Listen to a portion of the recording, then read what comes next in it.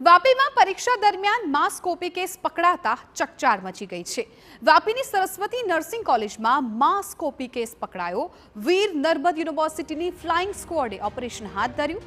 આ દરમિયાન નર્સિંગના 30 વિદ્યાર્થીઓ પરીક્ષામાં ચોરી કરતા ઝડપાયા। કોલેજના સિનિયર વિદ્યાર્થી 30 વિદ્યાર્થીઓને જવાબ લખાવી રહ્યા હતા અને ક્લાસની બારીમાંથી 3 વિદ્યાર્થીઓ પણ અન્ય વિદ્યાર્થીઓને જવાબ લખાવતા નજરે પડ્યા। જો માસ કોપી કેસ પુરવાર થશે તો કોલેજ અને વિદ્યાર્થીઓને કડક સજા કરવામાં આવશે। વીર નર્મદ દક્ષિણ ગુજરાત યુનિવર્સિટીના મોનિટરિંગ રૂમમાં પરીક્ષામાં થતી ચોરી જણાઈ આવી હતી, જે બાદ તાત્કાલિક ફ્લાઇંગ સ્ક્વોડની 3 ટીમને કોલેજ મોકલાઈ હતી।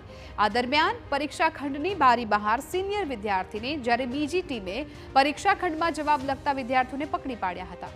હવે બોર્ડ ઓફ મેનેજમેન્ટ આગળની તપાસ કરશે।